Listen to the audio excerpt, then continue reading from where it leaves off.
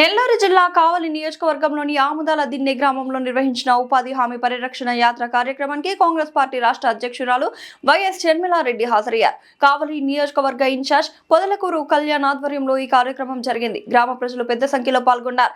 ఈ సందర్భంగా వైఎస్ షర్మిలారెడ్డి మాట్లాడుతూ ఉపాధి హామీ పనిని బీజేపీ ప్రభుత్వం నిర్వీర్యం చేయాలని చూస్తోందని ఆరోపించారు. సంవత్సరానికి 100 రోజుల పని దినాలు కల్పించాల్సి ఉండగా కనీసం 52 రోజులు కూడా పనులు ఇవ్వకుండానే 120 రోజులు కల్పిస్తారు అంటూ అబద్ధపు హామీలు ఇస్తున్నారని మండిపడ్డారు. గ్రామీణ కార్మికుల జీవనోపాధిపై కేంద్రం నిర్లక్ష్యంగా వ్యవహరిస్తుందని తెలిపారు. వైసీపీ కూటమి పార్టీలకు నరేంద్ర మోడీని ప్రశ్నించే ధైర్యం లేదని ఆమె విమర్శించారు. ఉపాధి హామీ పథకాన్ని కాపాడేందుకు పోరాటం కొనసాగిస్తామని స్పష్టం చేశారు. కార్యక్రమంలో స్థానిక నాయకులు, కార్యకర్తలు పాల్గొన్నారు.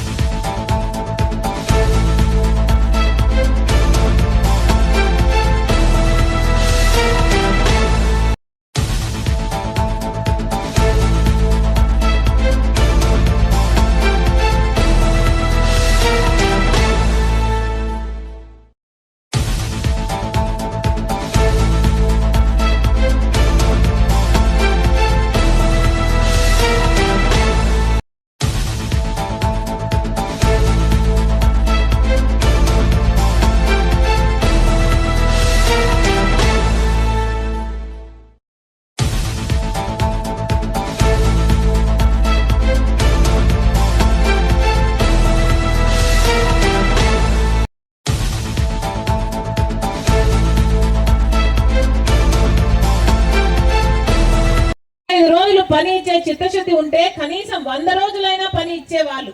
అలా కాకుండా కేవలం 52 రోజులే పని ఇచ్చారు అంటే 100 రోజులు కూడా ఇవ్వలేదు అంటే వీళ్ళకి అసలు పథకం నడిపే చిత్తశుద్ధే లేదు.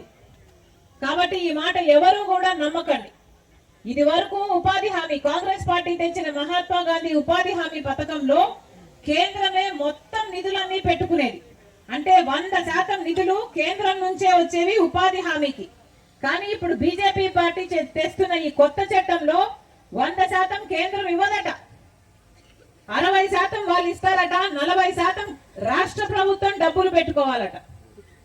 మన రాష్ట్ర ప్రభుత్వం డబ్బులు పెట్టుకునే స్థితిలో ఉందా? ఆంధ్ర రాష్ట్రం ఇప్పటికే ప్రభుత్వ ఉద్యోగులు కూడా జీతాలు ఇచ్చుకునే పరిస్థితిలో లేదు. మరి అలాంటప్పుడు ఇక ఉపాధి హామీ పనుల్లో కూడా డబ్బులు ఇవ్వాలి అంటే రాష్ట్ర ప్రభుత్వం 40% ఇవ్వదు. రాష్ట్ర ప్రభుత్వం 40% ఇవ్వలేదు కాబట్టి, పని జరగలేదు కాబట్టి కేంద్రం ఇచ్చే 60% పనులు నిధులు కూడా ఇవ్వాల్సిన అవసరం ఉండదు. ఇది వీళ్ళ కుట్ర. అంటే మొత్తానికే ఉపాధి హామీ పని ఎత్తేయాలని చూస్తున్నారు అన్నమాట. ఇది వరకు ఉపాధి హామీలో 4 గంటలో 5 గంటలో 6 గంటలో పని చేసేవాళ్ళు. ఇప్పుడు బీజేపీ పార్టీ చేసే ఈ కొత్త చట్టంలో 12 గంటలు పని చేయాలట. అది కూడా మండుటి ఎండలో. ఆడవాళ్ళకు చేతనవుతుందా? పోనీ మగవాళ్ళకైనా చేతనవుతుందా? ఇలా ప్రతి విషయంలోనూ ఉపాధి హామీని కూనీ చేయాలని చూస్తున్నారు. మహాత్మా గాంధీ పేరు ఉన్నది ఉపాధి హామీ పథకానికి, కాంగ్రెస్ పార్టీ తెచ్చిన ఉపాధి హామీ పథకానికి. కానీ ఆ మహాత్మా గాంధీ పేరును కూడా తీసేస్తున్నారు. ఎలాగైతే మహాత్మా గాంధీని గాడ్సే కూనీ చేశాడో అలాగే ఇప్పుడు మహాత్మా గాంధీ ఆశయాలను మోడీ గారు కూనీ చేస్తున్నారు. ఇద్దరికీ తేడా లేదు. గాడ్సే మహాత్మా గాంధీని ఎలాగైతే కూనీ చేశాడో నరేంద్ర మోడీ కూడా మహాత్మా గాంధీ ఆశయాలని కూనీ చేస్తున్నారు. అందుకోసమే పుట్టింది బీజేపీ పార్టీ. అందుకే చెప్తున్నాం, ఈ కొత్త చట్టము పేదలకు వ్యతిరేకం. ఉపాధి హామీ పథకాన్ని మొత్తానికే నీరుగార్చి పేదవాళ్ళకు ఆసరా లేకుండా చేస్తుంది బీజేపీ పార్టీ. అందుకే ఈరోజు కాంగ్రెస్ పార్టీ, ఇది కాంగ్రెస్ పార్టీ తెచ్చిన పథకము, దీన్ని అమలు చేయాల్సిందే, దీన్ని కేంద్రమే భరించాలి పూర్తి నిధులు అని కాంగ్రెస్ పార్టీ ఈరోజు కొట్లాడుతుంది. ఈ అమలవుతున్న ఈ పథకము కాంగ్రెస్ పార్టీ ఉన్నంత కాలము బ్రహ్మాండంగా జరిగింది. మరి ముఖ్యంగా రాజశేఖర రెడ్డి గారు ముఖ్యమంత్రిగా ఉన్న రోజుల్లో అయితే 1,10,000 జాబ్ కార్డులు ఉన్నాయి. అంటే కుటుంబానికి ఇద్దరు పనికి వెళ్ళిన 1,10,00,000 జాబ్ కార్డులు ఉన్నాయి. కుటుంబానికి ఇద్దరు పనికి వెళ్ళిన 2,25,00,000 మంది ఉపాధి హామీ పనికి వెళ్లే వాళ్ళు ఆ రోజుల్లో రాజశేఖర రెడ్డి గారు ముఖ్యమంత్రి ఉండగా ఉపాధి హామీ పథకానికి ఆటో ఛార్జీలు కూడా ఇచ్చేవాళ్ళు, మజ్జిగ ఇచ్చేవాళ్ళు. మొన్న ఒక అక్క చెప్తుంది, ఒక ఊర్లో అమ్మ రస్నా కూడా ఇచ్చేవాళ్ళట. రస్నా తెలుసా? రస్నా గుర్తుందన్నా? మంచినీళ్ళు అయితేనేవి, గర్భిణీ స్త్రీలకు ఏదైనా సౌకర్యాలు అయితేనేవి, పేదవాళ్ళకైతేనేవి, ఇలా ఎక్కడ ఏ అవసరం ఉన్నా రాజశేఖర రెడ్డి గారు అక్కడ వాళ్ళకి లోటు లేకుండా ఉపాధి హామీ పనిని జరిపించారు.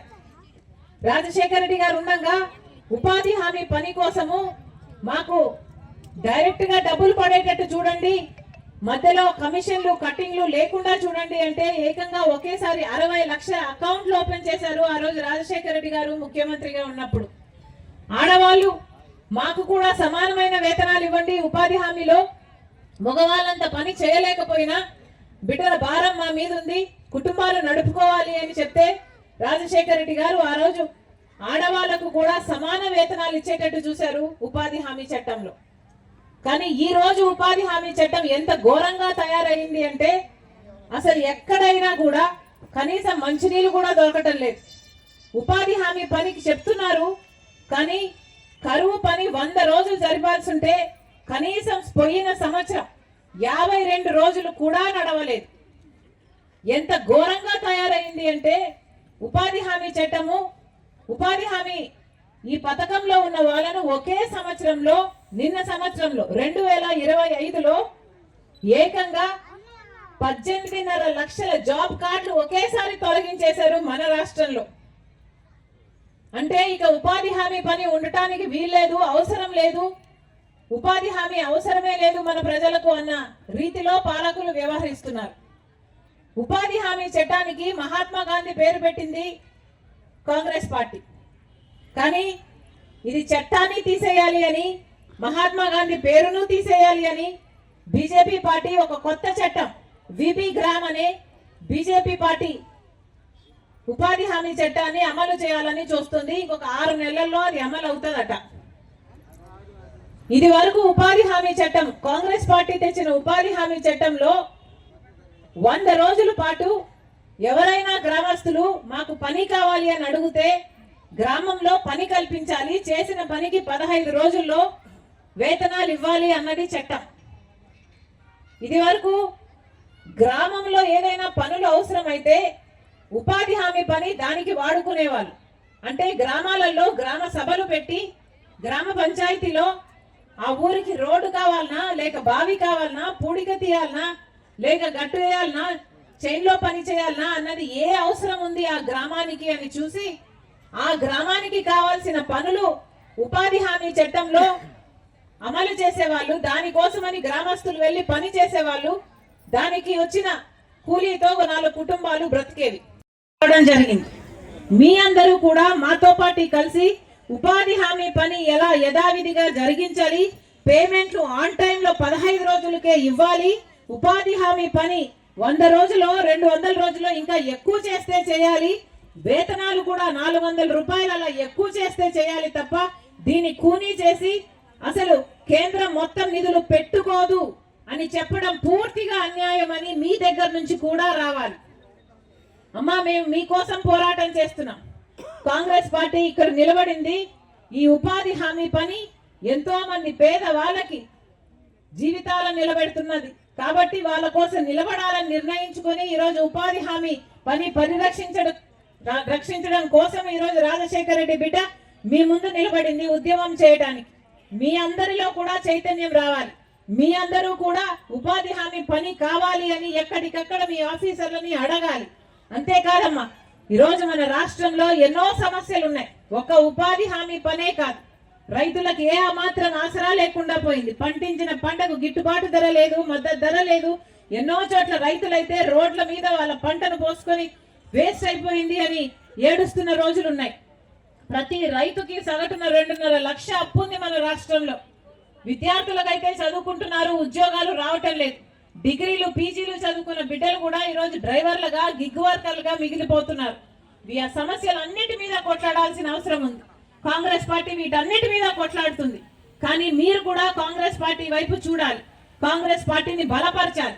మీరు మాతో లేకపోతే, కాంగ్రెస్ పార్టీని మీకు బలం ఇవ్వకపోతే కాంగ్రెస్ పార్టీ మీకోసం కొట్లాడే అవకాశం లేదు.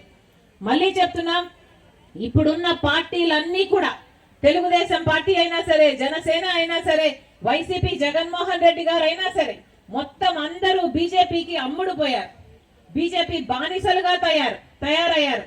ఒక్కరు కూడా మోడీకి వ్యతిరేకంగా ఒక్క మాట కూడా మాట్లాడు, అంతగా అమ్ముడు పోయారు. ఇక ఈ ఉపాధి హామీ పని రాజశేఖర్ రెడ్డి గారు ఎంతో చిత్తశుద్ధితో అమలు చేసిన పథకం ఇప్పుడు బీజేపీ పార్టీ కూనీ చేస్తున్నా కూడా ఇప్పుడు కూడా జగన్మోహన్ రెడ్డి గారు బీజేపీకి వ్యతిరేకంగా, మోడీకి వ్యతిరేకంగా మాట్లాడటం లేదు అంటే ప్రజల పక్షాన ఉన్నట్ట లేనట్ట మీరే ఆలోచన చేసుకోండి. మళ్ళీ చెప్తున్నాం, కాంగ్రెస్ పార్టీ మీ వైపు నిలబడి ఉంది. రాహుల్ గాంధీ గారు ప్రధానమంత్రి అయినాక 10 సంవత్సరాల ప్రత్యేక హోదా కాంగ్రెస్ పార్టీ ఇస్తుంది. అంతేకాదు, పోలవరం మీదైనా, అమరావతి మీదైనా ఎన్నో సాధించుకోవాల్సిన విషయాలున్నాయి. ఇప్పటికీ బీజేపీ పార్టీ రాజధాని మాకు కావాలి అంటే నిధులు ఇవ్వట్లేదు, అప్పులే ఇస్తున్నారు. ఎవరు అడిగారు అప్పులు? మనకు ఒక రాజధాని కట్టివ్వాలని చట్టంలో రాసుంది. కానీ ఇంతవరకు 11 సంవత్సరాలు అయింది కానీ మనకు రాజధాని లేదు. పక్కన అన్ని రాష్ట్రాలకు రాజధాని ఉన్నాయి, మనకేముంది? చేతిలో చిప్పు ఉంది. మన బిడ్డలు ఎక్కడికి వెళ్ళాలి ఉద్యోగాల కోసం? పోలవరం ప్రాజెక్టు కూడా అంతే, దాన్ని నీరు గారుస్తున్నారు, ఎత్తు తగ్గిస్తున్నారు. రాజశేఖర రెడ్డి గారు అదొక గ్రావిటీ బేస్డ్ ప్రాజెక్టు కావాలి అంటే వీళ్ళు దాన్ని ఎత్తు తగ్గిస్తున్నా, ఒక లిఫ్ట్ ఇరిగేషన్ ప్రాజెక్ట్ లాగా తయారు చేస్తున్నా పార్లమెంట్ లో ఒక్క ఎంపీ కూడా నోరెత్తలేదు. టీడీపీ అయినా సరే, జనసేన అయినా సరే, వైసీపీ ఎంపీ అయినా సరే, ఇంతమంది ఎంపీలను గెలిపించుకుంటే ఒక్కడంటే ఒక్కడికి కూడా బీజేపీకి వ్యతిరేకంగా మాట్లాడే ధైర్యం లేకపోయింది.